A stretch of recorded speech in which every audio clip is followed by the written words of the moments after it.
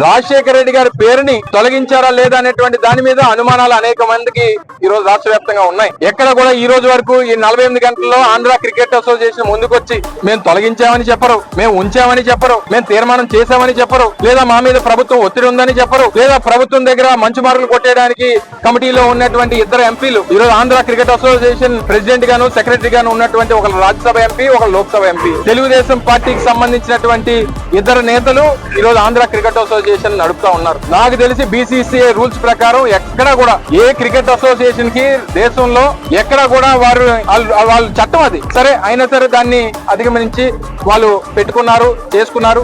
ఈ పనులేంటి? ఎందుకు వైఎస్ఆర్ పేరు చూస్తే భయపడతా ఉన్నారు? ఆ బ్రాండ్ అంటే ఎందుకు భయపడతా ఉన్నారు? వైఎస్ఆర్ కాంగ్రెస్ పార్టీ ఈ రోజు ఆయన పేరిట, ఆయన ఆశయాల కోసం, ఆయన సిద్ధాంతాల కోసం జగన్మోహన్ రెడ్డి గారి నేతృత్వంలో స్థాపించినటువంటి పార్టీ. 14 సంవత్సరాలుగా ఈ రాష్ట్రంలో ప్రతిపక్షంలో, అధికారంలో అనేక కార్యక్రమాలు ఈ రాష్ట్రం కోసం చేశాం. అందులో విశాఖపట్నంలో ఆయన 5 సంవత్సరాలు ముఖ్యమంత్రిగా ఈ రోజు ఈ ప్రాంతానికి ఇన్ని కార్యక్రమాలు చేసినటువంటి రాజశేఖర రెడ్డి గారి పేరుని ఆ రోజు గుర్తించి ఆంధ్ర క్రికెట్ అసోసియేషన్ వారి పేరుని ఇంటర్నేషనల్ స్టేడియం కి పెడితే మీకు ఏంటి అభ్యంతరం? ఈ రోజు మీకు ఏ ఇబ్బంది వచ్చింది? సమయం ఇస్తాం, తక్షణమే దాని పేరుని పునరుద్ధరించాలి, వారి పేరుని అక్కడ కొనసాగించాలని చెప్పి వైఎస్ఆర్ కాంగ్రెస్ పార్టీ డిమాండ్ చేస్తా ఉంది.